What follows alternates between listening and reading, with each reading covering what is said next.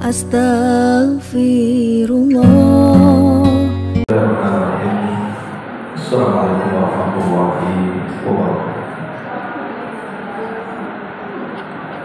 Alhamdulillah wassalatu wassalamu ala Rasulillah wa ala alihi wa sahbihi wa mawala wa la hawla wa la quwwata illa billahi wa la.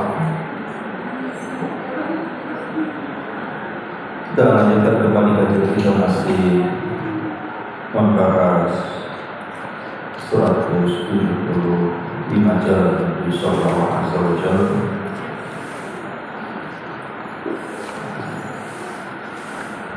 Dan kita masuk ke halaman ke-63 poin 15, pahala membantu manusia dalam sholat kita.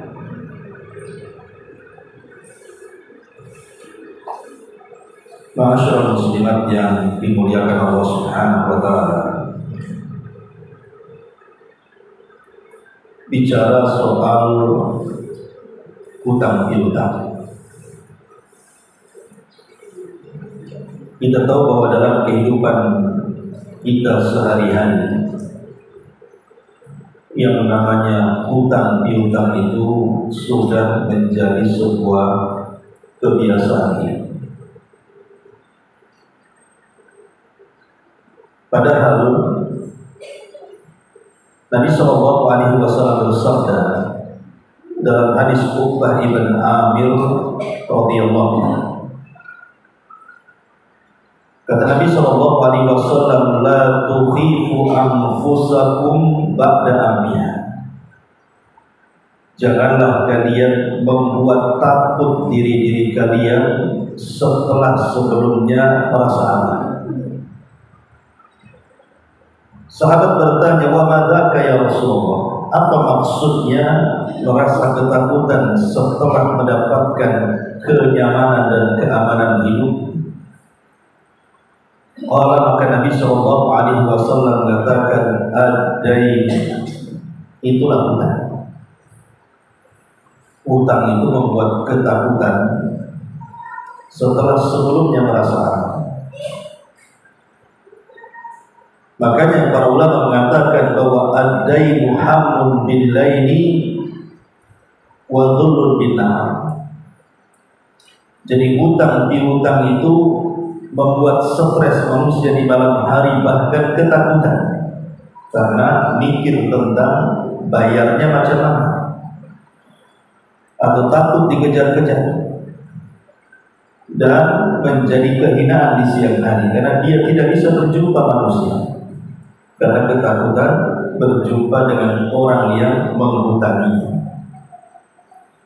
Itulah hutang piutang, menjadikan orang itu cemas, takut. Makanya lihat para suami itu awalnya senyum sama ibu kan. Ketika ibu sudah mulai berhutang, itu kurang senyumnya, udah mikir kan. Maka jangan bebankan terlalu banyak hutang sama suami, nanti gantengnya hilang karena jadi stres di hidupnya. Bahkan di zaman Nabi Shallallahu Alaihi Wasallam, sehebat apapun manusia itu beribadah, sehebat apapun manusia melaksanakan ketaatan kepada Allah Azza wa Jalla, kalau dia mati meninggalkan hutang, maka dia sulit masuk surga. Jadi kalau ada orang rajin sholat malamnya, rajin puasa sunnahnya, rajin baca Qur'annya, rajin zikirnya, rajin ibadahnya, maka orang seperti ini akan tertahan masuk surga. Dalam sebuah hadis yang dijelaskan oleh Muhammad ibni Jahsy radhiyallahu anhu, dia mengatakan, qala subhanallah madza nazzala min at-tashrih fasakatna wa fari'na falamma kana min al-ghad sa'altuhu ya Rasulullah Mada hada tasydid alladhi nazala? Faqala walladhi nafsi biyadihi law anna rajulan qutila fi sabilillah thumma uhyiya thumma qutila thumma uhyiya thumma qutila wa alayhi daynun ma dakhala al-jannata hatta yuqda anhu dainahu. Jadi satu malam Nabi SAW dikejutkan dengan perkara yang memberatkan hati, sampai para sahabat terdiam yang ada di sekitar dan merasa ketakutan. Jadi setelah keesokan mereka, para sahabat datang kepada Rasul dan bertanya apa yang membuat takut Rasul. Maka Nabi SAW kemudian bersumpah demi zat yang jiwaku berada di tangannya, kalau seandainya seseorang itu perang dalam jihad, kemudian terbunuh syahid, kemudian dihidupkan lagi, jihad lagi, syahid lagi, kemudian dihidupkan lagi, kemudian jihad lagi, syahid lagi, ma dakhalal jannah, dia tidak pernah akan masuk surga sehingga dia melunasi hutang-hutang. Bayangkan, orang ini datang menghadap Allah dengan pahala tanpa hisab. Orang mati syahid itu tanpa hisab, masuk surga langsung. Tetapi tertahan tidak masuk surga gara-gara hutang yang melilit. Makanya dari sini bahwa sehebat apapun orang beribadah kepada Allah Azza wa Jalla, kalau masih ada kaitan hak dengan orang lain, maka dia akan sulit masuk surga. Kalau seandainya orang membawa dosa kepada Allah Subhanahu wa Ta'ala kelak pada hari kiamat, dan dosa itu berkaitan dengan hak kita dengan Allah Subhanahu wa Ta'ala, mungkin boleh jadi orang pernah meninggalkan sholat, mungkin boleh jadi orang ini lalai mungkin dengan Quran, atau mungkin pernah juga meninggalkan puasa, atau dia bakhil tidak mau haji dan begitu seterusnya. Boleh jadi Allah masih memaafkan, tetapi urusan hutang piutang itu Allah tidak akan memaafkan sampai orang yang dihutanginya mengikhlaskan. Kalau tidak, maka akan terjadi barter pahala dan dosa kelak digontorok di depan pintu surga. Ma'asyiral muslimat yang dimuliakan Allah Subhanahu wa Ta'ala, jangan lagi cerita akhirat, cerita alam kubur. Nabi SAW satu hari datang seorang sahabat meminta kepada Nabi SAW untuk datang menyolatkan salah satu jenazah. Maka Nabi SAW bertanya kepada sahabat-sahabat itu yang sudah mempersiapkan fardu kifayah, memandikan jenazah, mengkafani, kemudian menaruh di masjid, tinggal disolatkan saja. Tapi Nabi SAW bertanya, apakah saudara kalian ini punya hutang? A'alaihi daynun, apakah saudara kalian ini punya hutang? Maka serentak sahabat mengatakan, ya, dia punya hutang 2 dirham. Maka Nabi SAW mengatakan, sallu ala sahibikum, kalau begitu kalianlah yang menyolatinya, aku tidak. Tentu para sahabat heran, kenapa Rasul tidak menyolati? Rupanya mereka baru sadar bahwa Rasul tidak mau menyolati karena orang yang meninggal itu memiliki hutang. Maka datanglah seorang sahabat namanya Abi Qatadah ibn Di'amah, Abu Qatadah al-Ansari tidak salah, seorang sahabat, dan mengatakan, ya Rasulullah, huwa alayya, biar hutang itu kulunasi, asal kau mau menyolatkan saudara kita ini. Faqala Nabi SAW bil wafa ya Abu Qatadah, betul, aku akan melunasinya. Kata Abi Qatadah, demi Allah wahai Rasul, aku akan melunasinya. Akhirnya Nabi SAW menyolati orang yang punya hutang yang dijamin oleh Abu Qatadah. Keesokan harinya Rasul berjumpa dengan Abi Qatadah dan menanyakan, macam mana dengan 2 dirham itu Abi Qatadah? Sudah berbayar? Kata Abi Qatadah, ya Rasulullah, kan baru kemarin mati. Tapi ya Rasul dia. Keesokan harinya lagi berjumpa dengan Abi Qatadah, bertanya lagi, ya Abu Qatadah, bagaimana dengan 2 dirham itu? Maka Abi Qatadah mengatakan, sudah berbayar wahai Rasul. Apa kata Rasul? Al-an barudat kubur. Sekarang kuburnya sudah menjadi dingin. Kalimat ini menunjukkan bahwa sebelumnya kuburan itu panas, tapi setelah dibayarkan hutang-hutangnya menjadi dingin. Makanya ibu, kalau seandainya ada di antara keluarga kita yang meninggal dunia yang berkaitan dengan hak-hak harta, maka yang pertama kali adalah teliti dulu apakah si mayat ini punya hutang dengan Allah atau tidak. Maksudnya punya hutang dengan Allah, mungkin dia pernah berwasiat, mungkin pernah berwasiat dalam hidupnya dia akan menginfakkan mungkin sepertiga hartanya, atau pernah bernadar. Kalau seandainya ada wasiat dan nadar, keluarkan dulu uangnya untuk itu. Umpamanya dia bernadar semasa hidupnya ingin haji, tapi tak jadi haji karena keburu meninggal, maka sisihkan uang dia sebanyak uang berapalah jumlah dana haji itu, kemudian badalkan kepada orang yang sudah pernah haji atau dari keluarga yang pernah haji. Bayar dulu hutang. Kalau sudah terbayar, karena bagaimanapun fadainullah ahaqqu an yuqda, kata Rasul, hutang kepada Allah itu lebih murah untuk dilunasi. Kalau seandainya sudah selesai, maka lihat apakah dia punya hutang kepada manusia atau tidak. Pernah pinjam uang, pernah mengambil hak orang. Kalau memang ada, pangkas lagi dari harta waris itu, bayar hutang-hutangnya kepada manusia. Kemudian yang ketiga, sisihkan untuk fardu kifayah. Mungkin untuk membayar kuburannya, membeli kain kafannya dan begitu seterusnya. Baru setelah itu harta dibagi. Jadi jangan sampai kemudian harta itu terbagi sementara hutang belum dilunasi. Kalau itu yang terjadi, maka ahli waris itu sudah membiarkan orang yang telah mewarisi harta itu supaya terbakar dalam kubur. Kadang-kadang ada ahli waris itu yang jahat.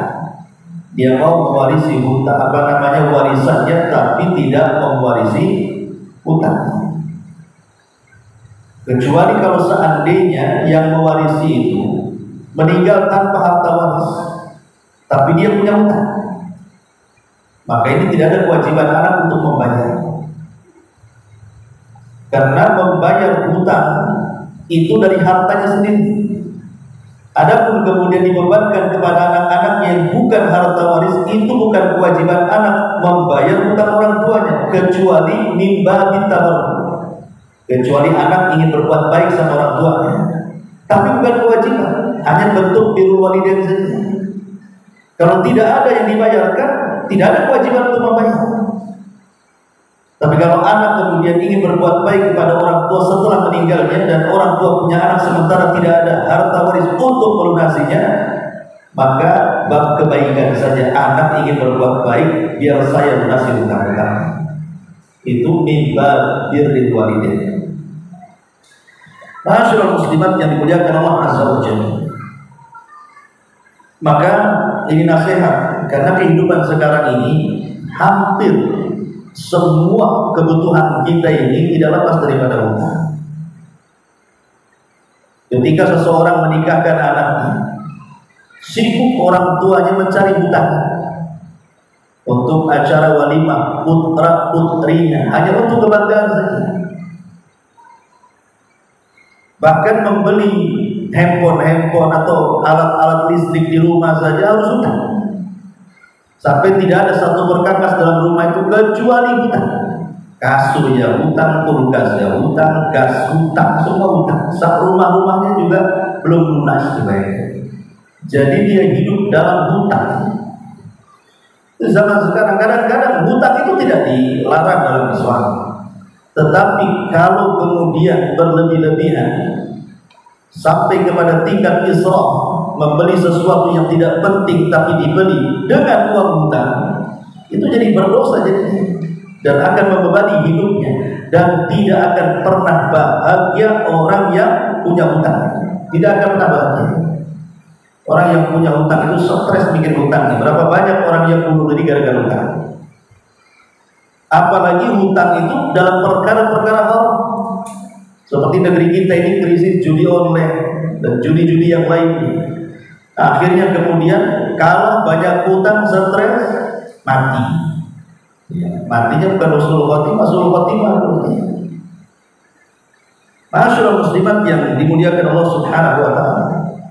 Nabi sallallahu alaihi wasallam mengatakan, "Man akhadha amwalan nas yuridu ada'aha addallahu anhu. Wa man akhadha amwalan nas yuridu idlafaha adlafahu Allah azza wa jalla." Siapa yang mengambil harta manusia, entah dengan cara mengambilnya, mencurinya, gosok, ataupun mungkin dengan cara hutang, tapi ada niat baik untuk mengembalikannya, maka Allah akan bantu mengembalikannya. Tapi sebaliknya, orang-orang yang mengambil harta orang lain tidak ada maksud untuk mengembalikannya, adlafahullah, maka Allah Subhanahu wa taala akan membinasakannya. Di dunia, kata Syekh Shalih Fauzan, Allah akan berikan berbagai macam penyakit. Karena orang punya hutang itu kan banyak pikiran. Dari pikiran itu lahir banyak penyakit nanti. Dan di akhirat ketika berjumpa dengan Allah Subhanahu wa taala, maka dia dianggap sebagai pencuri. Karena mengambil hak orang, dia mencuri berarti. Baik, di sini mu'allif rahimahullah taala atau hafizahullah taala membuat satu bab tentang pahala membantu manusia dalam melunasi hutang. Saya kita bacakan beberapa riwayat di sini. Nabi sallallahu alaihi wasallam bersabda, "Man sarrahu an yunjiyahu Allahu min qurabi yaumal qiyamah wa an yudhillahu tahta arsy falyanzur mu'sirah." Barang siapa yang senang untuk diselamatkan oleh Allah dari kegundahan-kegundahan pada hari kiamat dan diberikan naungan di bawah arusnya, maka hendaklah dia memberi masa tenggang untuk orang miskin yang berhutang. Dalam riwayat, "Man sarrahu an yunjiyahu Allahu min qurabi yaumil qiyamah falyunaffis am muqsirin aw yadha'a anhu." Barang siapa yang mau untuk diselamatkan oleh Allah dari kegundahan-kegundahan atau kesulitan pada hari kiamat, maka hendaklah dia memberi masa tenggang untuk orang miskin, maksudnya berhutang, atau membebaskan hutangnya. Masyaallah muslimat yang dimuliakan Allah Subhanahu wa taala. Bahkan dalam sebuah hadis Rasul mengatakan, "Man naffasa am muqsirin." Barang siapa yang membebaskan dari orang yang terlilit hutang. Kalimat muqsir ini nakirah, artinya umum. Baik yang terlilit hutang ini orang yang beriman ataupun orang kafir. Baik yang terlilit hutang ini hutang dalam jumlah sedikit atau banyak. Baik yang terlilit hutang ini anak-anak, orang remaja, dewasa, laki-laki ataupun perempuan. Kalau ada seseorang ingin membantu orang melunasi hutang, maka Allah akan mudahkan kehidupan dia fid dunya wal akhirah, kata Rasul. Seperti apa? Contoh memudahkan orang yang sedang terlilit hutang ini. Ulama mengatakan dengan 3 cara. 1 hukumnya wajib dan 2 hukumnya sunnah. Pertama, Indharul muqsir, memberikan tangguhan. Makanya ibu ngasih utangan sama orang, pada waktunya dia tidak bisa bayar, ya sudahlah kalau begini, kapan-kapan kau bisa bayar. Itu memberikan tangguhan artinya. Lah memberikan tangguhan hukumnya wajib. Karena Allah yang mengatakan di dalam Al-Quran, fanabiratun ila maisaratin, maka hendaklah orang yang mengutangi melihat kepada orang yang dihutangi kapan dia sanggup untuk membayar. Artinya memberikan tangguh, ya sudah, kau bulan ini tak bisa bayar, saya kasih waktu 3 bulan lagi. Syukur-syukur tanpa batas, ya sudahlah, kapan-kapan kau ada duit bayar. Kalimatnya sebenarnya intinya dia tak mau bayar itu sebenarnya. Makanya dengan bahasa kapan-kapan kalau tak ada duit mau bayar, kan ini ada duit bayar. Kesenangan tuh orang yang utang tuh kalau ngomong ini, kan kalimatnya kapan-kapan kan. Akhirnya sudah memang sudah tahu bayar, ya tak mau bayar sekali kan. Kalau ditagih, udah ada duit kan kapan-kapan katanya. Itu bahasanya. Kemudian yang kedua, dengan cara memangkas hutang itu. Utangnya 10 juta, sudah lagi ini saya lihat kok berat membayar 10 juta. Kemarin kan 5 juta, dan saya sedekahkan 5 juta. Ini artinya dia dapat 2 pahala kan. Pahala sudah berbuat baik kepada orang mengutangi, yang kedua pahala sedekah. Kemudian yang paling baik lagi dari 2 perkara di awal adalah dengan cara membebaskan. Sudahlah, tidak usah dibayar, saya ikhlas saja, mudah-mudahan Allah ganti. Tapi jangan ngacak-ngacak, kok tak bayar di dunia gak apa-apa, di akhirat Tuhan tunggu. Nah, itu namanya ngancam, juga ikhlas gitu. Kalau memang ikhlas mau disedekahkan, ya sedekahkan, saya sudah gak usah bayar. Mudah-mudahan ini jadi jariah bagi saya, gitu ya. Habis pula baterai. Ada baterai?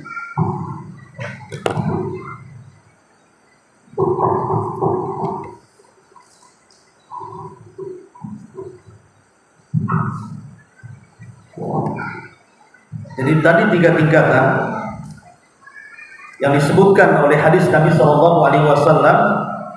Barang siapa yang memudahkan kepada orang yang terlilit hutang, Allah akan mudahkan kehidupan dia di dunia dan di akhirat. Dengan 3 cara tadi. Nabi SAW, perhatikan di sini, bercerita tentang seorang laki-laki. Kana rajulun yudayinun nasa. Dulu ada seorang laki-laki selalu memberikan hutangan kepada orang. Fakana yaqulu li fatahu idza ataita muqsiran fatajawaz anhu la'alla Allah yatajawazu anna. Kemudian dia mengatakan, berpesan kepada pembantunya, apabila kamu mendatangi orang miskin yang terkena hutang itu, maka bebaskanlah hutangnya. Semoga Allah membebaskan hutang-hutang kita. Semoga Allah membebaskan dosa-dosa kita. Maka ketika kemudian meninggal orang ini, kemudian berjumpa dengan Allah Subhanahu wa taala, kemudian ditanya, halaka hasanatun, apakah kau punya banyak kebaikan? Dia mengatakan, ya Rabb, seingatku aku tidak pernah berbuat baik, tetapi aku pernah satu hari berkata kepada pembantuku, apabila ada orang yang berhutang dan dia tidak sanggup bayar, katakan kepadanya, bebaskan hutangnya, semoga Allah membebaskan dosa-dosa kita. Ketika Allah mendengarkan alasannya, falaqiyallah fatajawaza anhu, maka dia pun berjumpa dengan Allah dan Allah pun membebaskan dosa-dosanya. Tapi kan berat ini, apalagi nominalnya besar. Kalau 1.000 2.000 ya iyalah, nggak dipandang, iyalah ikhlas saja. Bahkan mungkin ikhlas sekali kalau hutangnya 2.000. Coba kalau hutangnya 200 juta, mana ada ikhlas 200 juta diambil orang, kan pasti susah ikhlasnya kan. Tapi kalau memang orang ini bergelimang dengan harta, mungkin uang sedikit, tapi orang yang susah. Makanya kenapa orang-orang yang berhutang itu harusnya tahu diri lah, bahwa tidak semua orang yang kita ambil uangnya, yang kita berhutang dengan itu, tidak semua orang kaya. Bahkan terkadang kehidupannya lebih susah pula dengan dia. Makanya ada adab-adab yang harus dipahami. Pertama, berhutanglah dengan niat untuk membayar. Karena satu hari anaknya Imam Ahmad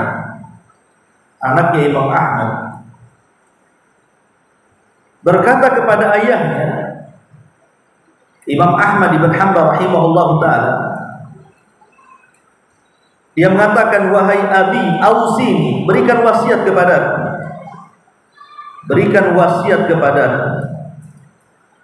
Maka kemudian Imam Ahmad rahimahullah ta'ala mengatakan kepada putranya Abdullah dengan mengatakan, ya bunayya inwil khairah fa innaka la tazalu bi khairin ma nawaital khairah.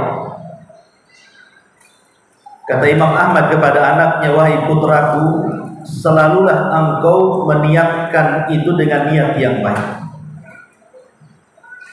Karena sesungguhnya engkau selama ada niat kebaikan, maka engkau akan terus dalam kondisi baik selamanya.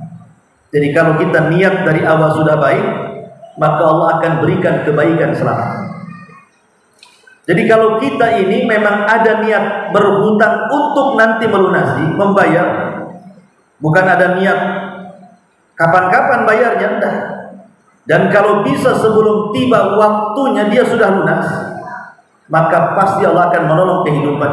Karena niat baik itu akan membawa kebaikan. Ini yang pertama ya, kalau hutang, niatkan bahwa hutang ini akan baik. Kemudian yang kedua, cobalah agak keras bekerja untuk melunasi hutang ini. Jangan punya hutang tapi malas. Itu niat tak mau bayar namanya. Makanya kalau tak mau bayar seperti ini, atlafahullah, kata Rasul, Allah akan membinasakan dia. Di dunia Allah akan kirim banyak penyakit, dan di akhirat dia dianggap sebagai pencuri. Kalau seandainya tidak bekerja keras untuk melunasi. Dan jangan biasakan gali lubang tutup lubang, pinjam sana untuk bayar sini, nanti di sini lagi pinjam lagi untuk bayar sana. Tetap saja kita hidup dalam hutang namanya. Kemudian yang ketiga, kalau sudah ada uang, segera kembalikan. Karena terkadang setan itu datang memberikan was-was. Ketika sebelum ada uang, bercita-cita, ada kalau ada uang saya akan tutup semuanya. Uang sudah di tangan, mikir 3 kali. Sikit aja lah. Sikit-sikit kan dia kan gak maksa juga. Akhirnya gak lunas sampai mati.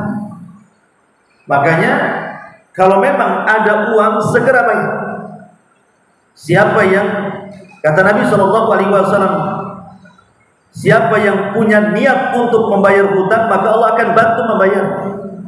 Maka segeralah supaya orang yang kita hutang itu merasa tenang dan kita tidak berbuat zalim.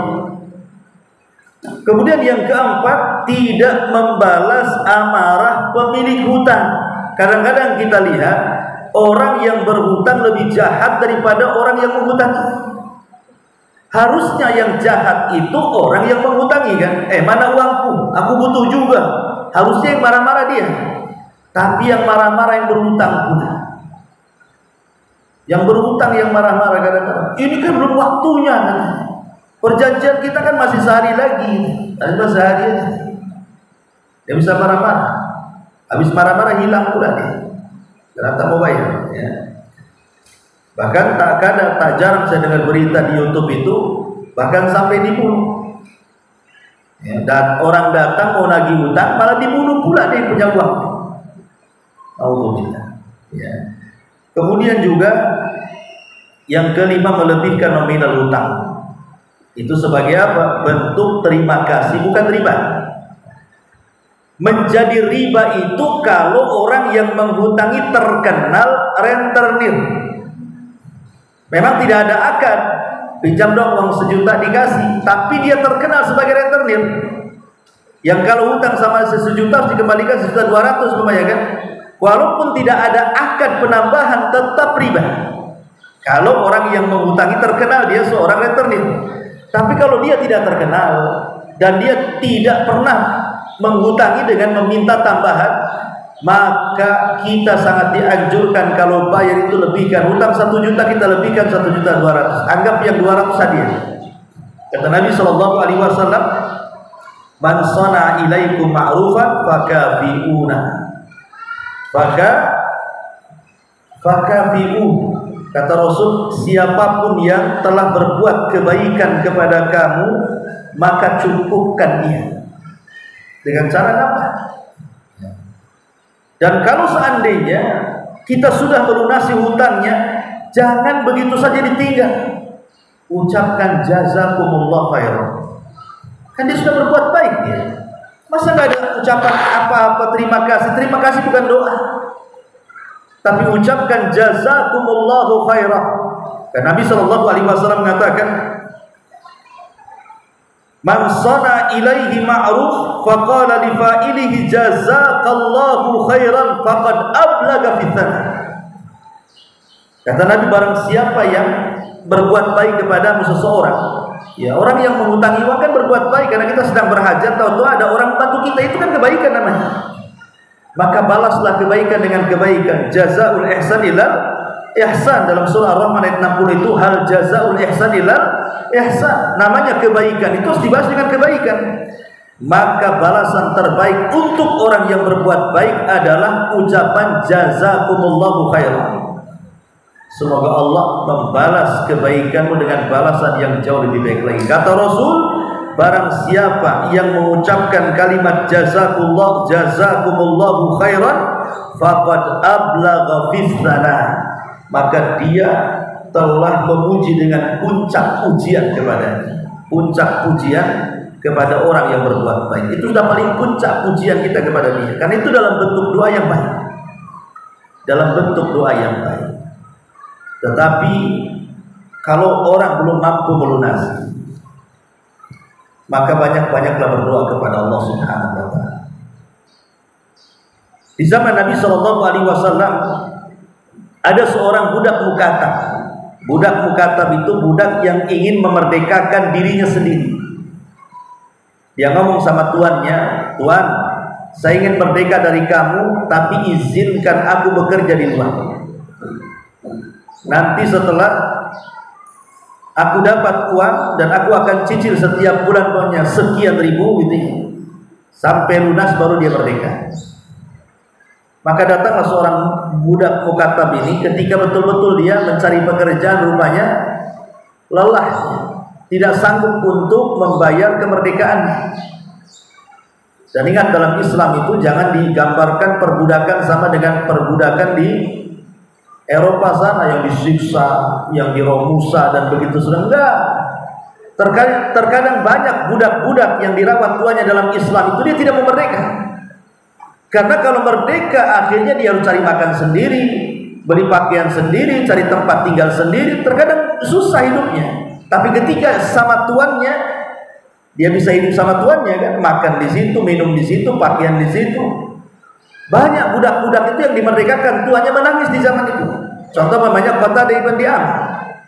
Itu dulunya seorang budak. Kemudian dimerdekakan, tuannya nangis, dia tak mau. Kenapa? Dia udah mikir tuh cari kerja. Akhirnya dia dinasihati ibunya, karena dia kan cacat Qatadah. Dia pincang, kemudian tangannya juga stroke, tidak bisa apa-apa. Kemudian juga dia buta, ya kan? Dan dia banyak cacat dalam fisik. Dia hanya mengandalkan pendengarannya saja. Akhirnya kemudian ibunya mengatakan, sama-sama budak, sebaiknya kau tinggal di Masjid Al-Haram, jangan keluar dari sini. Dengarkan apa yang dikatakan para ulama di masjid ini. Akhirnya ketika semua ulama meninggal dunia, rupanya ilmunya sudah serap dia lewat mendengar. Karena dia menulis tak bisa, membaca tak ada mata, jadi dia mendengar aja. Tapi terkadang Allah lebihkan tuh kekurangan seseorang, terkadang itu kelebihannya. Jadi dengan mendengar, akhirnya semua fatwa para ulama itu masuk di kepalanya. Ketika semua ulama di Masjidil Haram meninggal dunia, dia pula rujukan fatwa ulama dunia. Sebaiknya Qatadah ibn Di'am. Jadi Ada seorang budak ini nggak mampu dia datang kepada Ali. Kemudian dia mengatakan kepada Ali, qad ajiztu an mukatabati ya Ali. Wahai Ali, aku sudah tidak tahan bekerja untuk melunasi kemerdekaanku. Fa ini bisa nggak kau bantu aku? Terlalu banyak utangku. Maka Ali mengatakan, ala u'allimuka kalimat allamnihinna Rasulullah sallallahu alaihi wasallam. Maukah ku ajarkan beberapa kalimat yang pernah dulu Rasul mengajarkan kalimat-kalimat itu kepada. Kemudian Ali mengatakan, dulu Nabi sallallahu alaihi wasallam mengatakan, "Lau kana 'alaika mithlu jabal sir dainan addahu Allahu anka." Kalau seandainya engkau memiliki hutang sebesar gunung yang sangat besar, maka Allah Subhanahu wa taala pasti akan melunasi hutangmu dengan doa itu. Kemudian Ali menyarankan kepada orang yang banyak hutang ini untuk senantiasa membaca doa yang diajarkan Rasul, Allahumma kfini bihalalika an haramik wa aghnini bifadlika amman siwa. Doanya pendek. Allahumma kfini bihalalika an haramik wa aghnini bifadlika amman siwaka. Allahumma ya Allah, ikfini, cukupkan aku bihalalik, dengan kehalalan yang engkau anugerahkan kepadaku dari keharaman. Cukupkan yang halal-halal aja untukku ya Allah. Wa aghnini, dan cukupkan aku, berikan kekayaan kepadaku bifadlik, dengan karuniamu, amman siwa, yang tidak diberi kepada zat selain daripada engkau. Aku hanya meminta kepada engkau ya Allah. Tauhid di sini. Ya. Allahumma kfini bihalalika an haramik wa aghnini bifadlik amman siwa. Kemudian setelah orang ini terus membaca doa ini dan berusaha, tentu doa harus berusaha juga. Bukan doa terus ya, nggak manjur doa itu kalau tidak ada usaha. Jadi sambil dia berdoa, sambil dia bekerja, dia baca doa ini terus, akhirnya dia pun bisa melunasi hutang-hutang majikannya dan dia menjadi orang merdeka. Ya, jadi ini doa yang diajarkan Nabi Shallallahu Alaihi Wasallam, atau doa yang diajarkan Nabi Shallallahu Alaihi Wasallam kepada siapa? Abu Umamah Al-Ansari. Walaupun sebagian ulama melemahkan riwayat, tetapi karena ada penguat dari riwayat yang lain, bisa dipakai doanya. Jadi ketika Nabi Shallallahu Alaihi Wasallam kemudian pagi-pagi, ya waktu duha dia datang ke masjid, entah kakinya kok pengen sekali digerakkan ke masjid kaki Nabi. Tiba-tiba di masjid ada seorang sahabat namanya Abu Umamah Al-Ansari.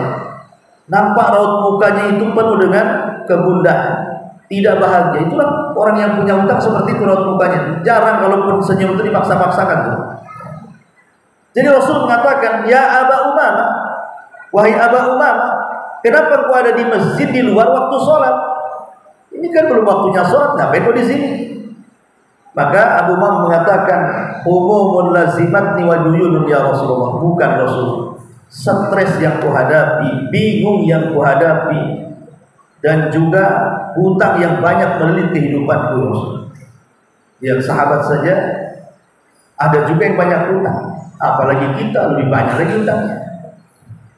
Akhirnya kemudian Rasul mengatakan, ya Aba Umamah, maukah ku ajarkan beberapa kalimat yang kalau engkau ulang-ulang di pagi dan sore hari, maka Allah akan hilangkan kesulitanmu dan Allah akan lunasi hutang-hutang.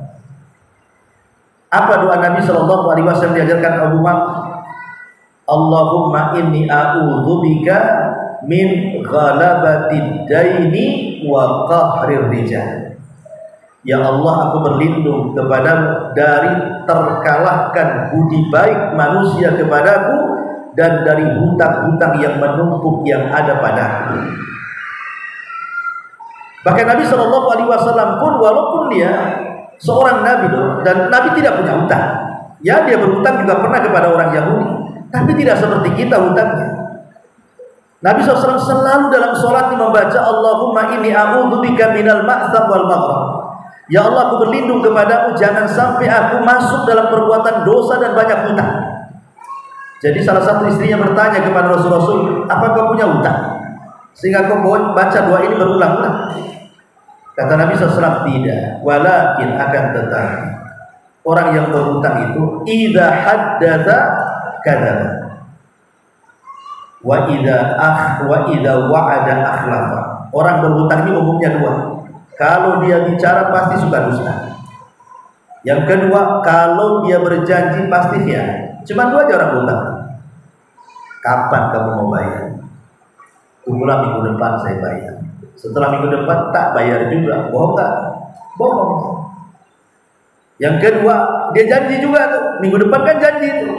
Tapi setelah minggu depan tak dibayar, dia selisih janji. Itulah kata Rasul, orang yang berhutang itu kalau ngomong suka dusta, kalau janji suka khianat. Makanya kalau kita berhutang jangan menjanjikan yang tidak-tidak. Ala kadarnya saja. Minta keikhlasan orang yang kita hutang. Kalau dikasih alhamdulillah, kalau tidak dikasih ya sudah kan ini. Ini enggak punya target, saya harus hutang dapat 200 juta. Hutang aja di target 200 juta. Mau apa untuk apa coba? Jadi di sini ma'asyiral muslimat yang dimuliakan Allah Subhanahu wa taala, mu'alif di sini juga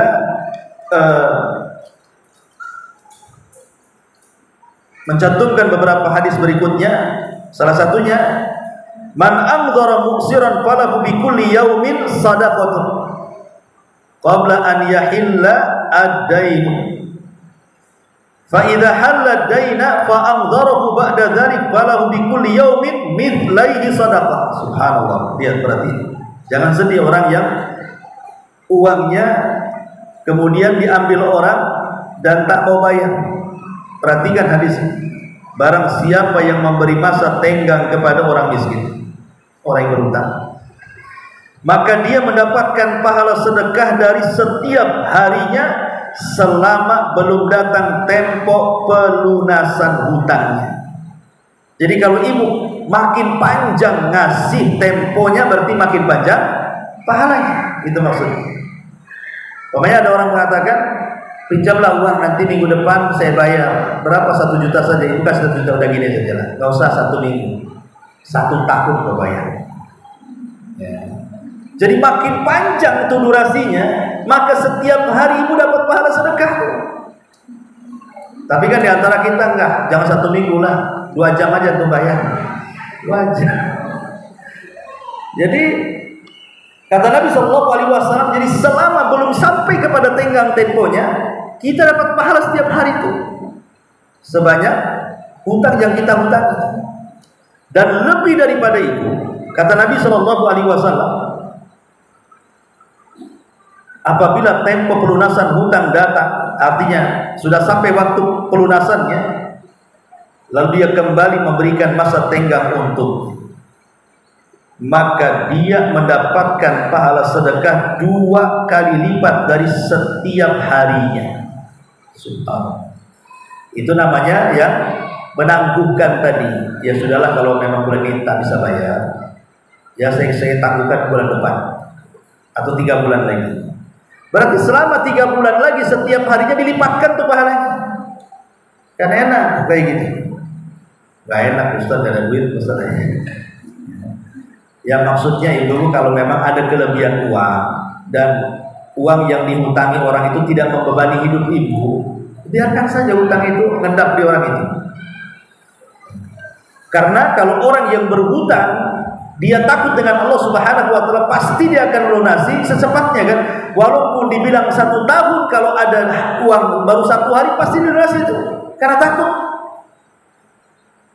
takut kalau kemudian dia meninggal sementara dia punya hutang kan, itu yang menghalangi dia ke surga.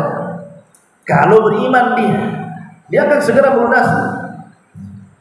Kemudian juga Nabi SAW mengatakan, inna awwalan nas yastadillu fi dhillillahi yaumal qiyamah la rajulun yanzura mu'siran hatta yajida syai'an aw yatasaddaqu alaihi bima yatlubuhu yaqulu mali alika sadaqatun ibtigha'a wajhillah wa yahriqu sahifata. Sungguh orang-orang yang pertama diberikan naungan di dalam naungan-naungan Allah pada hari kiamat, yang tidak ada naungan kecuali dengan Allah, adalah seorang laki-laki yang memberikan masa tenggang kepada orang yang berhutang sampai dia mendapatkan sesuatu untuk melunasi hutang, atau menyedekahkan hutang tersebut kepadanya, di mana dia berkata, harta yang kamu hutangi adalah sedekah untukmu, lalu dia merobek lembarannya karena mengharap wajah Allah. Sudahlah, ini perjanjian kwitansi saya robek saja, anggap saya lunas. Orang seperti ini bukan hanya mendapatkan pahala selama dia tak bayar, maka di akhirat dia akan mendapatkan naungan di hari yang tidak ada naungan kecuali dengan Allah. Lihat kata pengarang di sini, alangkah bahagia orang yang telah Allah berikan taufik untuk mengamalkan dan mempraktikkan hadis yang agung ini, walaupun hanya sekali seumur hidup. Lakukan walaupun sehari seumur hidup. Sobek udahlah, lunas saja. Hutang saya nggak seberapa, cuma 1.000 perak aja. Dan lunas saja. Itu bisa kamu lakukan dengan cara memberikan hutang kepada saudaramu se-Islam, lalu memberikannya masa tenggang atau membebaskan hutangnya jika dia memang orang miskin, dan menyedekahkan hutang tersebut kepadanya. Setiap kali harta yang kamu hutangkan itu lebih kamu suka dan terbilang besar jumlahnya, dan kamu melakukan dengan cara ikhlas untuk mendapatkan wajah Allah, maka semakin besar pahalanya di sisi Allah. Dia semakin besar hutang kepada orang, maka semakin banyak pahalanya, semakin besar naungannya, dan semakin tinggi pula kemuliaannya di hadapan Allah. Karena begini, orang yang tidak punya hutang justru bisa menghutang. Itu orang yang bisa mengangkat kepalanya di hadapan manusia. Orang yang dia mampu memberikan hutang dan dia tidak pernah berhutang, itulah orang yang bisa mengangkat kepalanya di depan manusia. Dia punya kemuliaan dan dia dicintai karena tidak pernah bermasalah dengan orang. Tapi orang yang suka hutang itu dia tidak akan pernah mampu mengangkat kepalanya, dan dia akan diliputi dengan kehinaan. Bahkan cara bicaranya saja merendahkan diri. Lihat orang yang mau berhutang itu, lembutnya, muji-mujinya, menjilatnya, sampai betul-betul tadinya nggak mau ngutangi juga kan. Ya kenapa om kasih? Iyalah, dia muji-muji saya, hidung saya sampai lebar semua hidung. Ya saya kasih lah. Kadang-kadang orang berhutang itu hilang izahnya, hilang kemuliaannya, hilang. Kenapa? Karena dia meminta-minta kepada makhluk. Dia meminta kepada zat yang lemah. Dia menghinakan diri.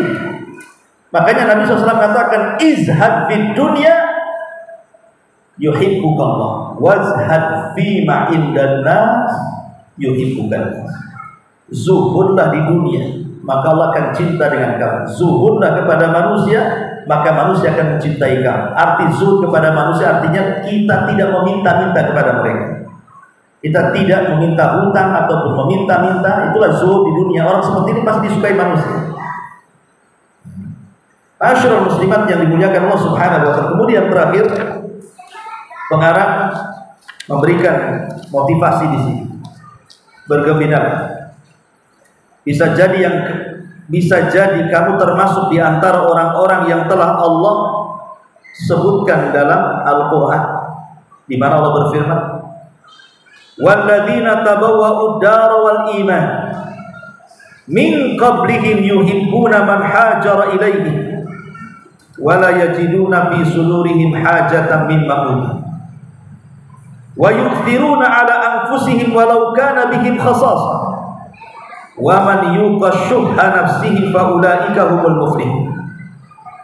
Dan mereka mengutamakan orang-orang muhajirin. Siapa? Orang-orang Ansar yang hidup di Madinah. Mereka orang-orang yang mengutamakan orang-orang Ansar yang hijrah dari Mekah ke Madinah atas diri mereka sendiri. Jadi orang-orang Ansar itu terkenal dengan akhlak itsar. Akhlak itsar itu apa? Mengutamakan orang lain, sekalipun mereka dalam kesulitan. Dan sesiapa yang dipelihara dari kekikiran dirinya, mereka itulah orang yang beruntung. Di zaman Rasul kedatangan tamu. Maka Rasul mendatangi rumah istri-istrinya. Hal indaki syai', adakah sesuatu yang bisa kita makan? Dan ada tamu masalah. Semua istrinya mengatakan, ma indana syai'un, tidak ada sesuatu yang bisa kita makan wahai Rasul. Di sini Nabi tidak ada makanan di rumahnya. Kalau ibu bisa memilih, nanti 1 jam kuaci, 1 jam kacang, 1 jam lagi. Istri Nabi jangan cerita ngambil, makan pun tidak ada. Akhirnya Nabi SAW ingin tetap mengikram tamunya. Berceramahlah di hadapan para sahabat Ansor dan mengatakan, siapa yang ingin menjamu tamu. Tiba-tiba ada seorang Ansor, ada yang mengatakan Jabir bin Abdullah, mengatakan, saya wahai Rasul, tanpa berpikir di rumahnya ada makanan atau tidak. Karena dia sudah berjanji akan memuliakan tamu Rasul, pulang dia. Dia ngomong sama istrinya, ada nggak makanan yang bisa makan? Aku sudah berjanji menghormati tamu nanti. Kata istrinya, wahai suamiku, ini makanan tinggal 1 piring. Ini pun untuk jatah anak-anak kita. Kenapa kau langsung mengatakan mengiyakan saja, nggak biar di rumahmu? Tapi Jabir mengatakan, ya sudah, karena kita sudah berjanji.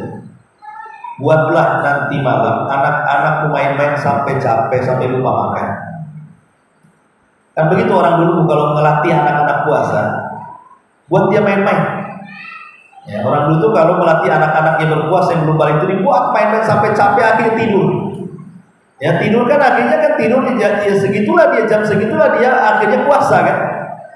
Jadi kata istri yang mengatakan, kata suaminya, buatlah anak-anakmu bermain sampai dia lupa makan sehingga tertidur. Akhirnya betul-betul dibuat main sama istri. Akhirnya tertidurlah anaknya, lupa dia makan. Ketika itu Jabir mengatakan, siapkan malam ini akan datang tamu kita. Tapi nanti setelah tamu kita duduk di meja, tolong kau pura-pura membetulkan lampu dan pura-pura rusakkan lampu itu biar gelap. Akhirnya tamu datang, kemudian dia sama Jabir dengan tamunya, ya sebagaimana instruksi, tiba-tiba lampunya gelap. Sengaja dibuat seperti itu supaya ketika istri menghidangkan makanan, seolah-olah makanan itu banyak dan suaminya juga makan, dia juga makan, tamu juga makan. Karena kan gelap, nggak tahu kan. Setelah selesai makan, disangkanya sudah makan semua, baru dihidupkan. Subhanallah. Jabir tidak bercerita kepada siapapun. Tapi kenapa saya bisa menceritakan? Kan dia gak pernah bercerita dengan saya. Saya kan gak hidup di zaman itu. Rupanya Allah melihat perbuatan Jabir, turun ayat kepada dia. Wa yu'thiruna ala anfusihim walau kana bihim khasasah. Bahwa sahabat Rasul itu luar biasa, mereka lebih mendahulukan orang lain walaupun mereka sedang kelaparan. Karena di antara adab menghormati tamu adalah dengan cara menemani tamu makan. Ini ada tamu enggak? Ibu sediakan makan ya, saya pergi. Itu bukan adab. Nanti kalau habis semua berutuh ibu. Oh cowok tamunya. Gimana? Salah ibu kenapa ditinggalkan gitu ya? Harusnya ditemani lah. Itu adab itu. Adab jadi temani. Ya supaya ngirim makanan, kalau ditemani ditengokin kan malu juga tamu. Malu saya kata ditengokin. Akhirnya kicik-kicik kan gitu ya. Ikannya pun yang kecil nonet itu diambil. Karena segan dengan Tuhan. Intinya bahwa lihat bagaimana orang-orang Ansor itu mengutamakan orang lain. Dan termasuk juga ketika kita menghutangi orang, hakikatnya kita sedang mengutamakan saudara kita. Ya, tapi memang sedikit sekali di zaman sekarang yang seperti ini. Sedikit sekali. Apalagi orang yang di zaman sekarang ini banyak kehidupan dia. Kadang-kadang berat menghutangi orang. Karena juga untuk kebutuhan dia saja kadang-kadang kurang. Sementara orang yang berhutang makin banyak gitu. Di zaman yang sulit ekonomi, kemudian malas bekerja, para suami itu yang menjadikan kemudian istri akhirnya berhutang. Wallahu a'lam. Inilah di antara poin yang ke-15 tentang keutamaan melunasi hutang. Tapi yang jelas Bu, ada sedikit tambahan bahwa berhutang ini kalau tidak ada niat bayar ini termasuk kabair dzunub, dosa besar. Karena 3 perkara. Pertama, ada doa dari Nabi SAW, doa yang tadi saya bacakan. Barang siapa yang mengambil harta manusia dan dia tidak hendak membayarnya, Allah akan binasakan. Yang kedua, bahwa Nabi SAW menganggap orang yang sanggup bayar tapi tak mau bayar itu sebuah kezaliman. Kata Rasul, matlul ghani dzulmun yuhilla uqubatan wa irqa. Bahwa orang yang sanggup bayar, mungkin tidak bayar 100%, tapi bisa dia nyicil sebenarnya, tapi malas. Ya. Maka dia telah melakukan kezaliman halal harta dan kehormatan, halal badan dan kehormatan. Maksudnya badannya dipenjarakan dan kehormatannya boleh digibah. Orang yang punya utang tak mau bayar bisa digibah. Jadi boleh gibah sama orang ini. Dan halal badannya untuk dipenjarakan, dikasuskan. Lihat gara-gara hutang betapa banyak orang-orang yang dipenjara. Betapa banyak suami istri bercerai, betapa banyak perkawanan akhirnya jadi musuh, betapa banyak akhirnya terjadi pembunuhan. Memang luar biasa dahsyatnya utang piutang ini. Kemudian yang ketiga, bahwa orang yang berhutang ini kalau dia sampai mati dan tidak dibayar, maka akan menghalangi dia masuk ke dalam surga. Maka takutlah kita kalau sampai kemudian tidak bayar. Dan kalau kita memang sanggup membayar, bayar. Kalau tidak sanggup membayar, ngomong baik-baik sama yang mengutangi kita ini, minta maaf, saya belum bisa bayar, semangat saya. Ya. Jangan kemudian diblokir pula nomornya. Kan ada tuh bosan mungkin kapan mau bayar, akhirnya diblokir nomornya. Yang lebih parah lagi, pindah pula rumahnya. Kalau pindahnya dekat, nggak pulang kampung, nggak tahu lah orang dari dia. Jadi inilah diantara poin yang ke-15. Baik, sampai di sini. Kalau ada yang mau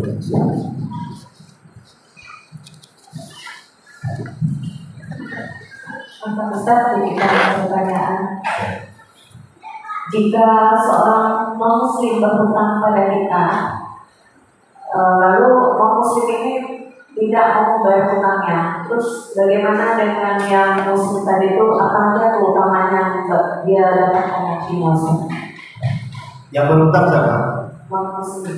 Orang non-muslim berhutang Tak mau bayar sama orang Islam. muslim ya. Pertanyaannya, apa yang akan didapat dari muslim ini? ya tetap dia di dunia tetap dapat pahala sedekah. Di dunia dia dapat pahala. Kalau dia selamanya tidak bayar hutang, selamanya dia dapat pahala sedekah. Selamanya. Kalau dia sampai mati mamanya nggak mau bayar, berarti selamanya dapat pahala sampai mati. Itulah terkadang di akhirat itu ada orang-orang yang datang kepada Allah, rasa-rasanya tidak banyak amal soleh yang dibawanya. Tetapi setelah berjumpa dengan Allah, Allah tampakkan pula itu pahalanya. Ini loh pahala. Aku tidak pernah banyak melakukan amal soleh ya Allah, tapi ini pahala sebesar itu. Rupanya apa? Rupanya itu pahala jariah yang kita tidak mengamalkannya, tahu-tahu sudah jadi pahala besar. Ya salah satunya seperti ini. Ketika kemudian orang tak mau bayar sampai kiamat gitu, maka itu akan terus ditransfer pahala sama dia. Kita tidak sadar, tahu-tahu di hadapan Allah sudah banyak aja pahala kita. Ya, jangan sedih. Kalau memang tujuan kita, makanya kenapa dunia dengan kematian ini penting untuk digabungkan. Karena mengingat kematian, kalau dia orang kaya, itu bisa menyempitkan kehidupan. Dan kalau dia orang miskin, maka bisa melapangkan kehidupannya. Orang kaya kalau ingin mati, dia bisa mengutangi orang, nggak pernah berhutang. Dan dia ingat mati, maka apalah kekayaannya. Dia kan nggak mikir hutang orang kan, karena ingat mati, nggak akan dibawa juga. Tapi kalau seandainya orang hutang kemudian tak mau bayar, sudah jelas pahalanya. Tapi kalau kita orang miskin, jangan pula miskin di dunia, miskin pada akhirat. Kalau sudah miskin, rajin ibadah. Karena kalau orang miskin yang rajin ibadah ingat dengan kematian, maka akan lapang dadanya. Gak apa-apalah miskin ini. Toh ada surga yang sebenarnya kehidupan kita. Kan lu lapang jadinya. Tapi kalau seandainya tidak pernah ingat mati orang miskin, ya sempit terus dia. Kiamat sempit dia. Bahkan nyalahkan Allah pula. Kenapa seperti itu? Jadi kalau yang mengutangi atau yang berutang orang kafir tak mau bayar, tetap kita dapat pahala sedekah dan di akhirat tetap dapat pahala. Wallah.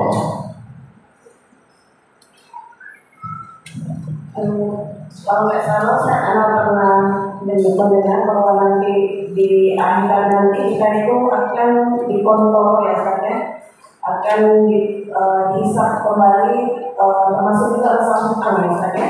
Berarti apabila dengan orang kafir cara membayar hutang mereka membayar hutangnya itu dengan dosa kita dilimpahkan mereka ya, Ustaz? Ya, bisa juga. Itu di akhirat. Kalau di dunia kita dapat sedekah, tapi kalau maksudnya di akhirat apa yang kita dapat, kan kita tidak mungkin mau mengambil pahala dia sendiri tidak dapat pahala. Ya otomatis dosa-dosa kita akan lebih diberatkan lagi kepada dia, karena orang kafir sendiri bertingkat-tingkat hukuman. Walaupun mereka sama-sama masuk neraka, tapi di neraka juga ada darokat, ada tingkatan-tingkatan. Maka dengan dibebankan dosa kita kepada dia, makin berat lagi dia hukumannya. Sudah tidak keluar dari neraka, dibebankan lagi dengan dosa penipuan di dunia, makin beratlah siksaan dia. Wallah. Sudah. Baik, sampai sini. Subhanallah juga, syukurlah. Baik. Allah Ta'ala. Assalamualaikum warahmatullahi wabarakatuh.